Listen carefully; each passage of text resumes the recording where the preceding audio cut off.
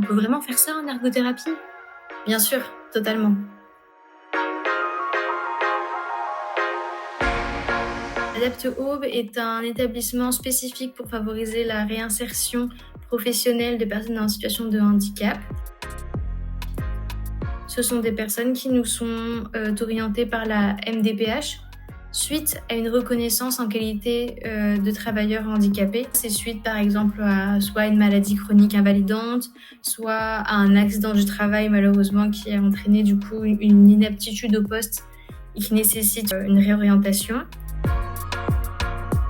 C'est surtout de leur permettre l'accès au retour au travail. Ça passe par l'aménagement de leur poste de travail avec des indications précises tant sur la posture que sur le niveau organisationnel, partiel thérapeutique, la nécessité de passer par des consignes écrites et imagées, par exemple, dans des cas de handicap cognitif, est un établissement spécifique pour favoriser la réinsertion. Ça va vraiment être dans du reconditionnement à l'effort et c'est également un regard d'évaluation.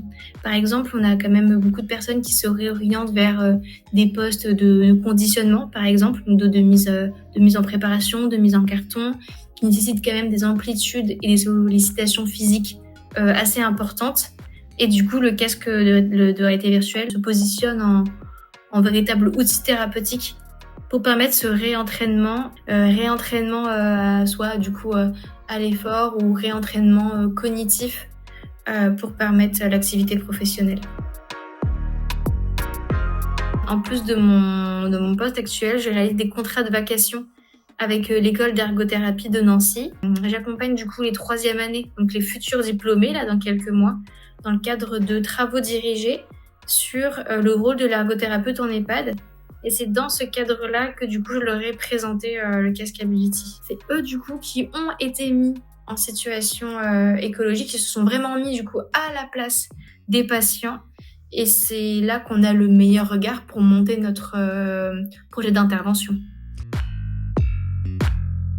Certains du coup qui l'avaient déjà vu en stage ont tout de suite eu le regard thérapeutique, le regard objectif thérapeutique, mise en situation écologique, tout l'aspect également d'adaptation des séances qui est possible. Ils ont tout de suite eu ce regard-là. C'était assez rigolo parce que j'ai saisi l'occasion pour que eux du coup le présentent au reste du groupe. Les autres qui l'ont découvert pour la première fois lors du premier essai, il y a plus eu cet engouement ludique. Genre, waouh, c'est incroyable, la qualité de l'image.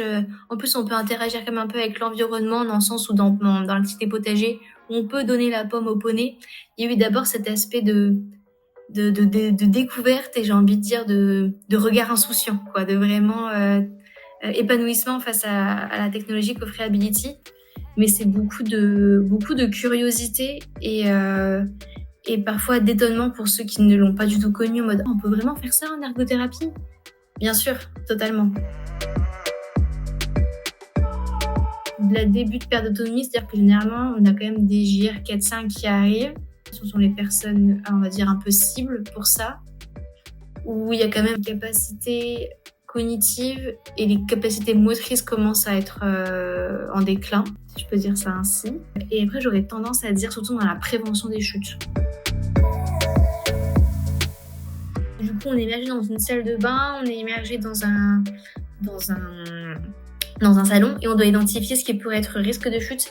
Et je trouve que là, encore une fois, c'est ingénieux parce que on voit les directives, on voit le niveau du plan national anti-chute, c'est quand même de favoriser le maintien à domicile le plus longtemps possible.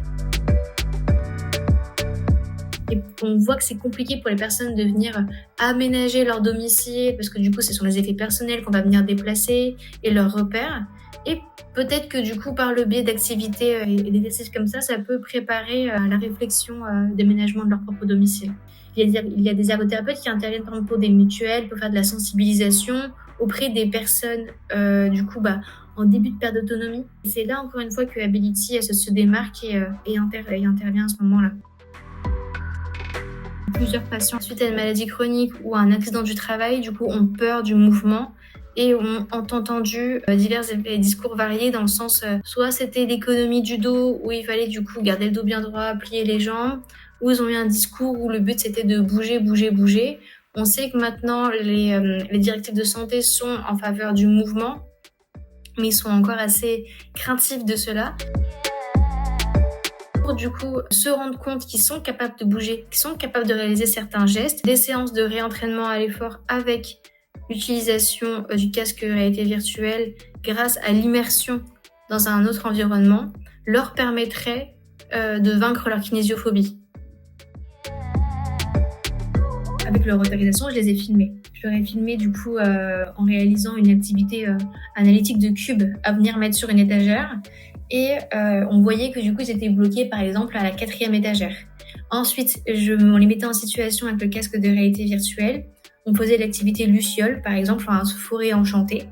Et là, du coup, je les filme dans le même environnement avec l'étagère à côté. Et là, en fait, leurs mains atteignaient la 4e, la 5e étagère. Et quand je leur ai comparé les deux vidéos, c'était mais moi, je suis capable de faire ça. Mais en plus, j'ai même pas eu mal. C'était incroyable pour eux, quoi. Ça demande plusieurs séances. Mais en tout cas, j'ai pu voir l'aboutissement, oui. C'est très impressionnant parce que du coup, c'est vrai que ça reproduit...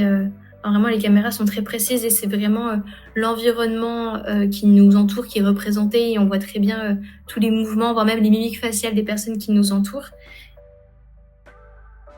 L'intérêt que j'y vois, c'est surtout en fait pour favoriser l'adhésion, l'adhérence thérapeutique au casque de réalité virtuelle auprès des personnes qui seraient plutôt réticentes. La technologie d'Ability est vraiment très bien faite dans le sens où ça va pas venir simuler en excès notre oreille interne et le système vestibulaire.